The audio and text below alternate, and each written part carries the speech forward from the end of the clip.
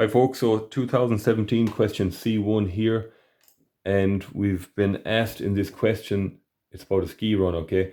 So we've been asked the portion of the ski run between A to B is level, okay? This is the information we've been told, and it's at 65. Then the portion of the ski run from B to C is fallen uniformly. So it's from 65 going down to 50, okay? And always write that down.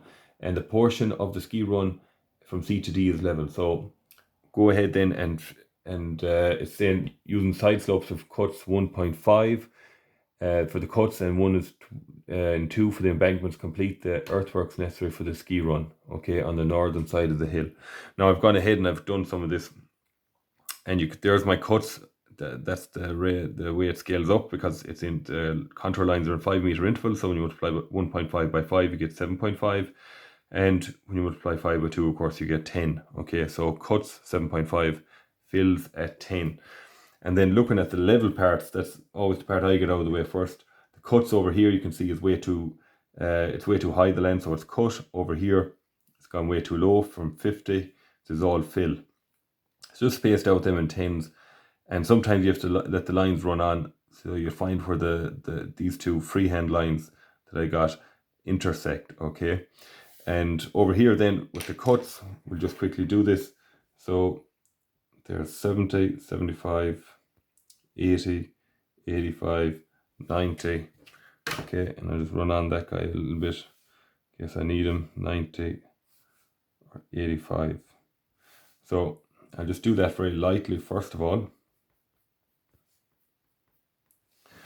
Now, the crux of the question usually when you're doing this is the piece that's rising or falling. In this case, it's fallen from B at 65 down to C at 50. Now that's fallen 3 units. So what do I mean by that?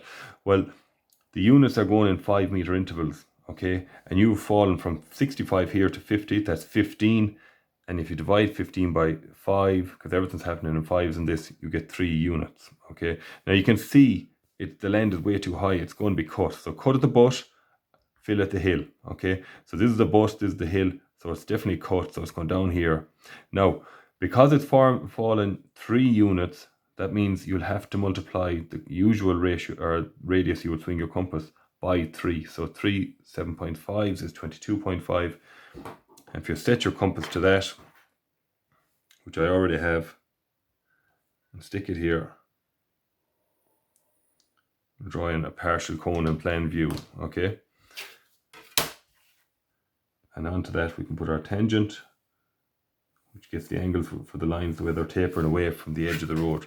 Now that one is at 65. You can go ahead then and space out the rest as normal at 7.5. It should be enough. I might need 1 or 2 actually down here because it's going below. Let's see if we need them.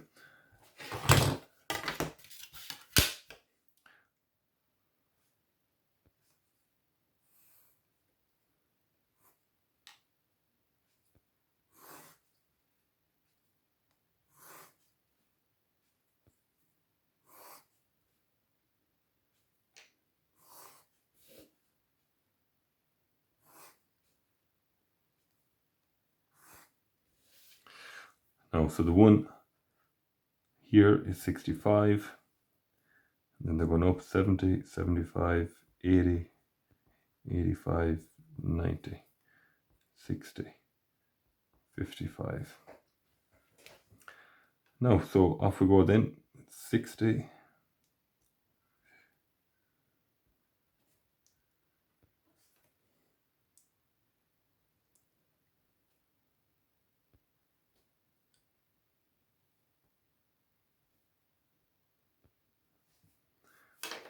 okay, and the both seem to be meeting there.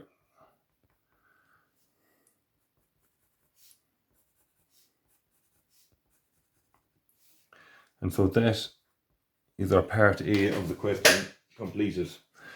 Now, looking at part B then, it's telling us, in the space provided at the top of the map, draw the vertical section profile through the ski run on the line EF, okay? So we'll do that.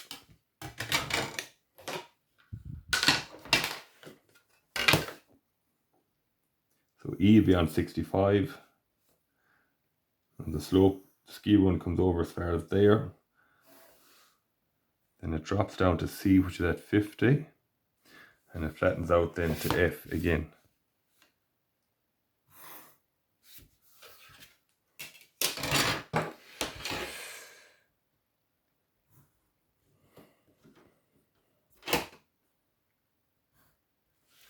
So that's a vertical section of that, just to label it in. There's another part of that though. It says vertical towers constructed at points E and F support a steel cable for the ski lift. This cable is 15 meters and 20 meters above the grounds at E and F respectively. Okay, so 15 above 65 there will bring us up as far as 80. And at F, it was going to up 20 more, so that'll bring us up here. And then there's a steel cable running from the top of this tower over to this one here. And we've been asked in the question, determine the maximum vertical distance between the cable and the ground. So you can see as it's coming down, it's getting wider, wider, wider. And down here is the widest point you can clearly see. And that has a distance between it of 20 meters, 50 and 70 minus 50. So that's part B. Part C then says, on the map, P and Q are points on the surface of the Earth. Vertical boreholes at these points reveal the top surface of a stratum of ore at altitudes of 55 and 35 respectively. Okay, so we'll just bring these up. That's P. Q is at 35. Now we're used to having 3 points. We've got to find the third point in this one. So it's telling us a skew borehole at Q is drilled in an easterly direction. Okay, so it draws a line to the east there. And has an inclination of 55 degrees to the horizontal plane. Now as soon as it tells me that, I know I need to set up an auxiliary view so that I can see how that line is truly coming down against the horizontal plane. Okay, and that's the only piece of information it gives us. Okay, so it's at Q going easterly in an easterly direction. So Q is there, that's the top of the stratum of ore, point on the top stratum of ore when it's drilled down from Q. Now Q itself is at 90. So if you were a prospector, you would be standing up there, okay, drilling a hole down, and it's coming down at 55 degrees to the horizontal plane. And it's going to find, actually it did say as well there that it reveals the top surface of the stratum at an altitude of 30. So somewhere on that line there, that 30 line, we're going to find our point, and we'll call it X. Okay, now so come down there, so you're going to be 55 degrees down. So 55 and 90 is 35, if you're marking it off there. And that'll find us X, our third point, we'll call it. Okay. And then we can go ahead then and we can draw them in.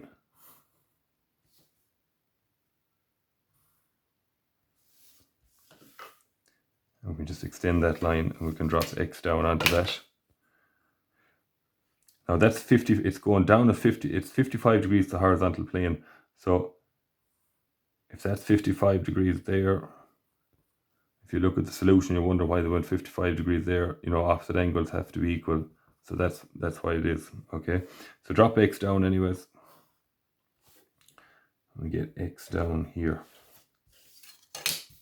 And we can join these guys up. Now after that, we've been asked to get the strike and the dip. Okay, so the strike is a line relative to north on the top surface. So we can just take a level line there and drop it down, and it's landed on the line PX. We can recreate that now. So that is our strike line there, relative to north, putting the arrowhead there. And the last thing, of course, we want to get the dip for that. So we're going to look along the strike line as usual, run out our points.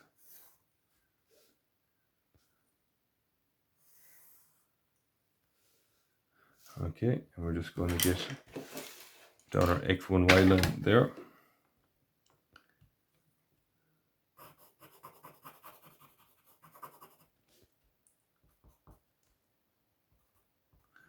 X1, Y1, and then we'll just mark them off. You can measure them up if you want anyway, but you could let 30 be on the ground, X on the ground if you want to. And that means, you know, the height difference then between X and P is only 20. So just to save you space on the page, you could mark off P there and draw in the line. Q, of course, would be here where it cuts that line, projection line coming over there. Now, if you wanted, you could measure it up 50 and you could measure it up 20, but that anyways will get you the dip either way that they are looking for. So that's that question finished, folks. I hope you found it useful. More videos to come. Take care and stay safe.